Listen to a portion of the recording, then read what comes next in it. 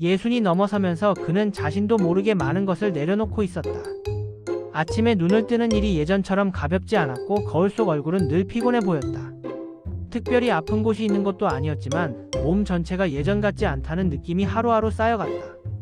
무엇보다 스스로를 가장 힘들게 한 것은 기운이었다.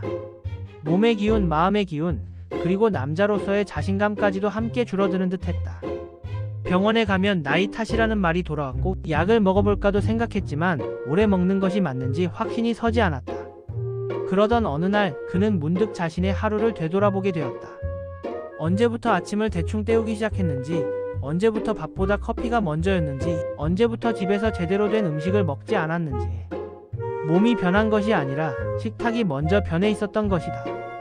그는 결심했다. 대단한 것을 하겠다는 것이 아니라 다시 기본으로 돌아가 보자고. 예전 어른들이 챙겨 먹던 음식들, 이유 없이 전해 내려온 것이 아니라 몸으로 증명된 음식들을 하나씩 식탁에 올리기 시작했다. 그렇게 그의 일상은 아주 천천히 그러나 분명하게 달라지기 시작했다. 처음으로 다시 챙겨 먹기 시작한 음식은 굴이었다. 젊었을 때는 겨울이면 흔히 먹던 음식이었지만 어느 순간부터 비리고 번거롭다는 이유로 멀리했던 음식이다. 그는 굴을 먹으면서 특별한 기대를 하지 않았다. 다만 몸에 좋다는 이야기를 수없이 들어왔고 예전 어른들이 남자는 굴을 먹어야 한다고 말하던 기억이 떠올랐다. 일주일에 한두 번 굴국을 끓여 먹거나 신선한 굴을 초고추장에 찍어 먹었다. 처음 며칠은 큰 변화가 느껴지지 않았지만 어느 순간부터 아침에 일어날 때 몸이 덜 무거워졌다는 것을 느꼈다. 잠에서 깨어나기까지 걸리는 시간이 짧아졌고 아침에 세수할 때 눈빛이 조금 살아난 느낌이 들었다. 굴을 먹고 바로 무언가가 달라진 것은 아니었지만 분명 몸의 바닥 에너지가 서서히 올라오는 느낌이었다. 그 다음으로 식탁에 자주 오르기 시작한 것은 부추였다. 부추는 그에게 어릴 적 기억을 떠올리게 하는 채소였다. 어머니가 비 오는 날이면 부추전을 부쳐주곤 했고 아버지는 부추가 몸을 따뜻하게 해준다고 말하곤 했다. 그는 그 말을 다시 믿어보기로 했다. 부추를 무쳐서 먹고 고기에 곁들이고 계란과 함께 볶아 먹었다.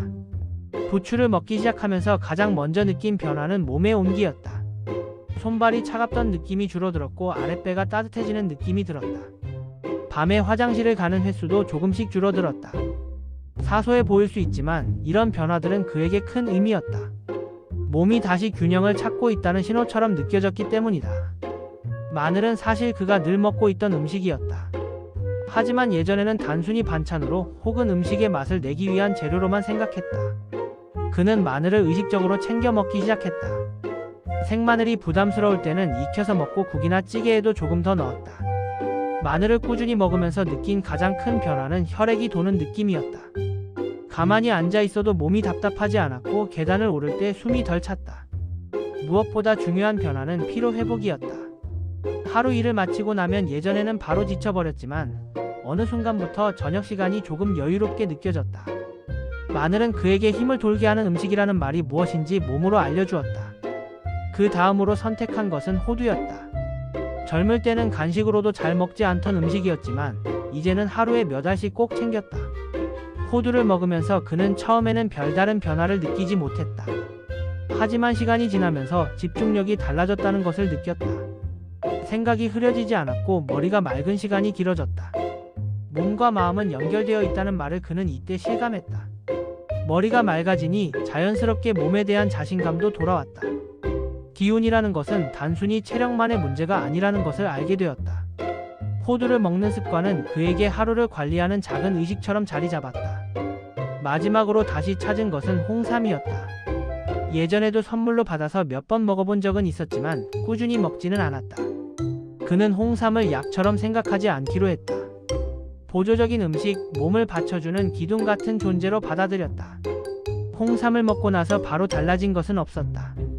그러나 한 달, 두 달이 지나면서 분명한 차이가 생겼다. 아침에 눈을 떴을 때의 안정감, 하루를 시작할 때의 여유, 쉽게 지치지 않는 몸 상태. 특히 중요한 것은 마음의 변화였다. 예전에는 스스로를 나이 든 사람으로 규정하고 있었지만 이제는 아직 할 수 있는 것이 많은 사람으로 자신을 바라보게 되었다. 그는 어느 날 문득 깨달았다. 정력이란 단순히 특정 기능을 의미하는 것이 아니라는 것을. 삶을 대하는 태도, 하루를 버텨내는 힘, 그리고 자신을 믿는 마음까지 포함된 개념이라는 것을. 그리고 그 모든 것은 갑자기 되찾아지는 것이 아니라 매일 먹는 음식처럼 작은 선택들이 쌓여 만들어진다는 사실을.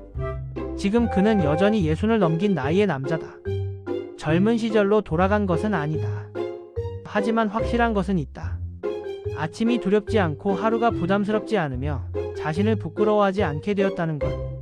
그의 식탁에는 여전히 굴이 오르고 부추가 올라가며 마늘과 호두, 홍삼이 자연스럽게 자리하고 있다. 그는 누군가에게 묻는다. 기적이 있었냐고. 그는 웃으며 말한다. 기적은 없었다고.